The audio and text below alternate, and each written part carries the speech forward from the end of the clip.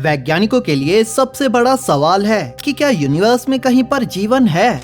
इसका जवाब शायद हमारे सबसे करीबी और पड़ोसी स्टार सिस्टम अल्फा सेंटोरी के पास हो सकता है। इस अल्फा सेंटोरी सिस्टम के प्रोक्सिमा सेंटोरी सितारे के पास ग्रहों को पहले खोजा जा चुका है और अब इनसे जुड़ी कुछ नई और बड़ी खोजें हुई हैं, जिनमें से इन पर ओशियन और यहाँ तक लाइफ के होने की पॉसिबिलिटी जताई गई है। वैज्ञानिक नए टेलीस्कोप से इसे ऑब्जर्व कर रहे हैं ताकि वो ये जान पाएं कि क्या यहाँ पर इंटेलिजेंट लाइफ है, क्या ये ग्रह सच में पानी से भरे हैं। आइए शुरुआत से इसके बारे में जानते हैं।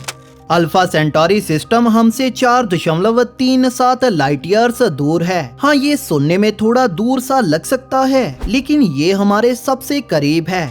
ये अल्फा सेंटोरी सितारों का एक ट्रिपलेट सिस्टम है, जिसमें अल्फा सेंटोरी ए और बी का बाइनरी पेयर है और अल्फा सेंटोरी सी या कहे तो प्रोक्सिमा सेंटोरी सितारा है। इस सिस्टम के बाइनरी पेयर अल्फा सेंटोरी ए और बी एक दूसरे से सिर्फ 23 एस्ट्रोनॉमिकल यूनिट्स दूर हैं, जो कि कॉस्मिक स्टैंडर्ड के हिसाब से बेहद करीब है। ये दोनों सितारे ही काफी हद तक हमारे सूर्य के जैसे हैं। इनमें से अल्फा सेंटोरी ए ज्यादा बड़ा और ज्यादा चमकदार है और जिसका मास हमारे सूर्य के मास से 1.5 गुना विशाल है। वहीं पर अल्फा सेंटोरी बी हमारे सूर्य से कम बड़ा और कम चमकदार है। अल्फा सेंटोरी का ये बाइनरी पेयर 5 बिलियन साल पुराना है, जो कि हमारे सूर्य से थोड़ा ही पुराना है।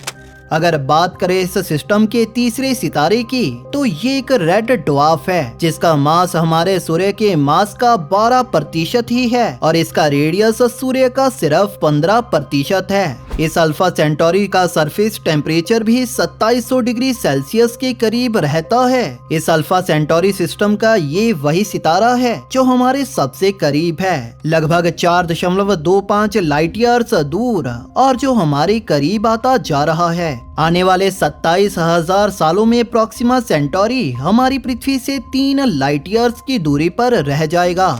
अगर हम इस सिस्टम को देखें तो हम पाएंगे कि प्रोक्सिमा सेंटोरी अपने साथ के सितारों से पूरी तरह से अलग है और जो फिलहाल उस बाइनरी पेयर से 13,000 एस्ट्रोनॉमिकल यूनिट्स दूर है। प्रोक्सिमा सेंटोरी को अल्फा सेंटोरी ए और बी से अलग बनाने वाली चीजों में से एक है इसका ऑर्बिट, जो कि काफी ज्यादा इंसेंट्रिक है और जिसकी वजह से ये हर 5,50,000 सालों बाद उस बाइनरी पेयर के 4300 EU तक करीब पहुंच जाता है। लेकिन इसके बाद भी इन सितारों में काफी ज्यादा दूरी रहती है। प्रोक्सिमा सेंटोरी के ऑर्बिट और इसके अल्फा सेंटोरी ए और बी से अलग होने के कारण वैज्ञानिकों ने ये थ्योराइज किया कि कुछ 10 लाख सालों पहले अल्फा सेंटोरी ए और बी ने प्रोक्सिमा सेंटोरी को अपने ग्रेविटेशनल पुल से खींच लिया था और जिसके बाद से ये वहीं पर है। प्रोक्सिमा सेंटोरी खास इस वजह से भी है क्योंकि इसको कुछ प्लैनेट्स ऑर्बिट करते हैं और जिनमें से एक ने वैज्ञानिकों को काफी हैरान किया है। ये प्लैनेट है प्रोक्सिमा बी, जिसे वैज्ञानिकों ने 2016 में रेडियल वेलोसिटी मेथड के जरिए डिस्कवर किया था। ये रेडियल वेलोसिटी मेथड इस आइडिया पर बेस्ड है कि जब भी कोई प्लैनेट किसी सितारे को ऑर्बिट करता है तो इनकी ग्रेविटेशनल इंटरेक्शंस की वजह से वो सितारा भी पूरी तरह से स्टेशनरी नहीं रह पाता, जिसे देखकर हम उसके पास मौजूद प्लैनेट का पता लगा लेते हैं। इस एक्सोप्लैनेट को केयरफुली स्टडी करने के बाद वैज्ञानिकों ने पाया कि ये काफी हद तक हमारी पृथ्वी से मिलता जुलता है। वैज्ञानिकों के अनुसार प्रोक्सिमा बी का मास पृथ्वी के मास से 1.3 गुना ज्यादा है और ये अपने साइज के मामले में भी पृथ्वी से 1.1 गुना बड़ा है। इसी के साथ इसकी डेंसिटी भी हमारी पृथ्वी के जैसी ही है। वैज्ञानिकों का भी कहना है कि ये एक रॉकी वर्ल्ड है। इतनी सिमिलैरिटीज के बाद भी पृथ्वी और प्रोक्सिमा बी के बीच कुछ डिफरेंसेस हैं, जिनमें से एक है प्रोक्सिमा बी की उसके सितारे से दूरी, जो कि 0.05 AU है, जो कि प्लैनेट मर्क्यूरी और सूर्य की दूरी से भी कहीं ज्यादा कम है। अगर ये प्लैनेट अपने सितारे से इतना करीब है तो क्या ये भी मर्क्यूरी ग्रह की तरह आग का एक गोला नहीं होगा?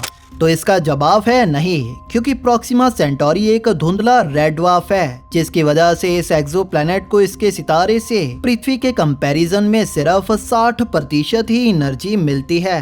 इसी के साथ ही प्रॉक्सिमा बी भी पृथ्वी के जैसे अपने सितारे के हैबिटेबल जोन में है, और जिसका मतलब ये है कि इस ग्रह पर जीवन मौजूद हो सकता है, क्योंकि हम ये जानते ही हैं कि किसी ग्रह पर जीवन के मौजूद होने का मेन क्राइटेरिया यही रहता है कि वो प्लेनेट अपने सितारे के हैबिटेबल या कहे तो गोल्डीलॉक्स जोन में हो, जहाँ पर पानी के अपनी लिक्विड स्टेट में रहने के लिए कंडीशंस पूरी तरह से सुटेबल रहती हैं। प्रॉक्सिमा सेंटोरी सितारा इस ग्रह को बेहद पावरफुल ग्रेविटेशनल पुल से अपनी तरफ खींच रहा है। इसी के साथ प्रॉक्सिमा बी की एक साइड ही हमेशा इसके सितारे की तरफ रहती है, बिल्कुल हमारी पृथ्वी के चांद की तरह, यानी कि ये ग्रह अपनी एक्सिस पर टाइडली लॉक्ड है, जिस वजह से प्रॉक्सिमा बी की इसके सितारे वाली साइड का टेम्परेचर इसकी दूसरी साइड के कंपैरिजन में ज्यादा होगा, जो कि पानी को उसके लिक्विड स्टेट में रहने के लिए पॉसिबल बनाएगा।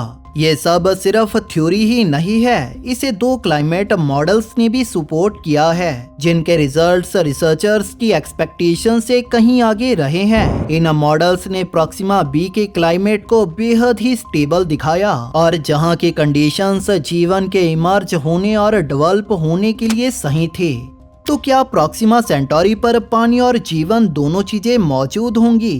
प्रॉक्सिमा बी की अर्थ से इतनी सिमिलैरिटीज के बाद भी ये हमारे लिए सही नहीं रहेगा। इसके सितारे से निकलने वाले इंटेंस सोलर फ्लेयर्स ने इसके एटमॉस्फेयर को पूरी तरह से नष्ट कर दिया हो सकता है, लेकिन जैसे हम लाइफ को जानते हैं, ये टफ से टफ कंडीशंस में भी एग्जिस्ट और सरवाइव कर सकते हैं, जैसा कि हमें हमारी पृथ्वी पर देखने को मिलता है। इसके साथ हमारी पृथ्वी ने भी इसकी डेवलपमेंट की अर्ली स्टेजेस के दौरान अल्ट्रावायलेट रेज की बड़ी अमाउंट का सामना किया था, और आज पृथ्वी करोड़ों लाइफ फॉर्म्स का घर है। इस तरह से सिमिलर सिनेरियो प्रॉक्सिमा बी के साथ हो सकता है। कुछ एस्ट्रोबायोलॉजिस्ट का तो कहना यहाँ तक है कि प्रॉक्सिमा बी पर इंटेलिजेंट लाइफ भी मौजूद हो सकती है। ये भी पॉसिबल है कि एलियंस ने रेडिएशन से बचने के लिए इस प्लेनेट की सतह के नीचे अंडरग्राउंड सिटीज बसा ली हों, या फिर वो रेडिएशन से बचने के लिए गहरे समुद्रों में रहते होंगे। अगर इस प्रॉक्सिमा बी के पास कोई एटमॉस्फेयर बचा नहीं होगा, तो इसकी सतह का टेम्परेचर -40 डिग्री सेल्सियस के करीब रहेगा। वहीं पर अगर इसके पास एक एटमॉस्फेयर होगा, तो इसकी सरफेस का टेम्परेचर 30 डिग्री सेल्सियस के करीब होगा, जो कि इतना गर्म है जिससे इसकी सतह पर पानी अपनी लिक्विड स्टेट में रह पाएगा। लेकिन फिर भी प्रॉब्लम ये है कि इसका सितारा इसके एटमॉस्फेयर को स्पेस में उड़ा देगा। हालांकि वैज्ञानिकों का कहना है कि इस ग्रह का एटमॉस्फेयर तब बच सकता है अगर इस ग्रह का इसकी फॉर्मेशन की अर्ली स्टेजेस के दौरान ही गैस की मोटी लेयर से बना एक एटमॉस्फेयर बन गया हो, या फिर इस ग्रह के पास एक पावरफुल मैग्नेटिक फील्ड हो जो इसे प्रोटेक्ट कर पाएगा। इन दोनों ही पॉसिबिलिटीज को टेस्ट करने के लिए वैज्ञानिक 39 मीटर के यूरोपियन एक्सट्रीमली लार्ज टेलीस्कोप का इस्तेमाल करेंगे। ये अल्फा सेंटोरी सिस्टम हमारे करीब होने के बाद भी हमसे काफी ज्यादा दूर है, जिसके कारण हम शायद ही इसे कभी एक्सप्लोर कर पाएं। स्पेस शटल जैसे क्राफ्ट से अल्फा सेंटोरी तक पहुंचने में 1,65,000 साल लगेंगे। लेकिन इस सिस्टम के करीब किसी स्पेसक्राफ्ट को पहुंचाने के लिए वैज्ञानिकों के पास एक इनक्रेडिबल प्लान है, जिससे हम इन प्लैनेट्स को करीबी से ऑब्जर्व कर पाएंगे। The Breakthrough Starshot mission का प्लान है अल्फा सेंटोरी पर 1 ग्राम के 10,000 से भी ज्यादा छोटे छोटे प्रोब्स को भेजना। एक बार ऑर्बिट में जाने के बाद ये खुलकर सोलर सेल्स में बदल जाएंगे, जो कि बेहद पतली और 4x4 मीटर्स में फैली होंगी। फिर पृथ्वी पर मौजूद स्क्वायर किलोमीटर रे की लेजर से इन सोलर सेल्स को लाइट की स्पीड की 20% स्पीड पर एक्सेलरेट किया जाएगा, जिससे ये सिर्फ 25 सालों में ही अल्फा सेंटोरी सिस्टम पर पहुंच जाएंगे, जिसके बाद ये वहां पर वैल्यूएबल डेटा को कलेक्ट करेंगे और उसे पृथ्वी की तरफ भेजेंगे। तकरीबन 5 साल बाद हम प्रॉक्सिमा बी से जुड़ा बहुत कुछ जान पाएंगे। हालांकि अभी इस मिशन की लॉन्च को अनाउंस नहीं किया गया, लेकिन इनसे जुड़े बहुत से टेस्ट किए जा चुके हैं जो कि सक्सेसफुल रहे हैं। दूसरी तरफ 2019 में एस्ट्रोफिजिकल ऑब्जर्वेटरी ऑफ ट्यूरिंस के एस्ट्रोनॉमर्स ने ये सुझाव दिया कि प्रोक्सिमा सेंटोरी के ऑर्बिट में कोई दूसरा ग्रह है जिसे प्रोक्सिमा सी नाम दिया गया। इस प्लेनेट का मास अर्थ के मास से 7 गुना ज्यादा है और इसके साइज को देखते हुए ये मिनी नेपच्यून या सुपर अर्थ की क्लास से आता है। वैज्ञानिकों की कैलकुलेशंस के अकॉर्डिंग ये प्लेनेट इस प्लेनेटरी सिस्टम के सबसे बाहरी हिस्से पर मौजूद है और जिसका एक ऑर्बिट पृथ्वी के 5 ऑर्बिट्स जितना विशाल होगा।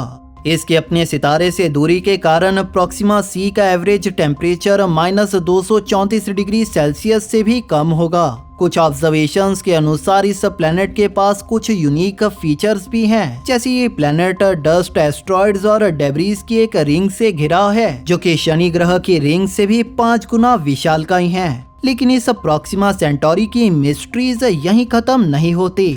हाल ही में वैज्ञानिकों ने प्रोक्सिमा सेंटोरी के पास एक नई एक्सोप्लैनेट की खोज की है। इसे खोजने के लिए वेरी लार्ज टेलीस्कोप का इस्तेमाल किया गया और इस प्लेनेट को प्रोक्सिमा डी नाम दिया गया। इस प्रोक्सिमा डी का रेडियस अर्थ के रेडियस का 0.8% हिस्सा ही है और जो अभी तक का खोजा गया सबसे छोटा एक्सोप्लैनेट भी है। इसके साथ इसका मास अर्थ के मास का 25% है, लेकिन इसके बाद भी ये मार्स से 2 गुना मैसिव है। इसके छोटे आकार के बाद भी इसके मास का ज्यादा होना इसी और इशारा करता है कि ये एक रॉकी प्लेनेट है। ये प्रोक्सिमा डी अपने सितारे से 4.3 मिलियन किलोमीटर दूर है और जो मर्क्यूरी ग्रह के कंपैरिजन में 10 गुना ज्यादा करीब है। इसी वजह से प्रोक्सिमा डी अपने सितारे को 5 दिनों में ऑर्बिट कर लेता है। ये ग्रह किसी तरह के जीवन के पनपने के लिए अपने सितारे के बेहद करीब है। हालांकि इसके बावजूद भी इस पे माइक्रो ऑर्गेनिजम्स मौजूद हो सकते हैं। इन चीजों का पता लगाने के लिए और इस सितारे के सारे रहस्यों को सुलझाने के लिए वैज्ञानिक टेलीस्कोप्स की नेक्स्ट जनरेशन का इस्तेमाल करेंगे। नासा का नया जेम्स वेब स्पेस टेलीस्कोप पहले ही अपनी कलर इमेजेस भेज चुका है और 2023 में telescope for orbit locus interferometry monitoring of our astronomical neighbourhood launch होने की तैयारी में है। इसे स्पेशली अल्फा सेंटोरी सिस्टम और इसके करीबी सितारों को ऑब्जर्व करने के लिए बनाया गया है।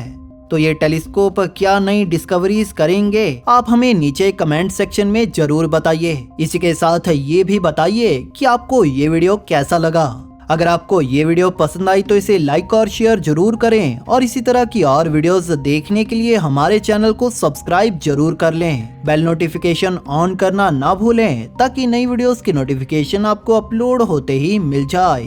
Thank you for watching.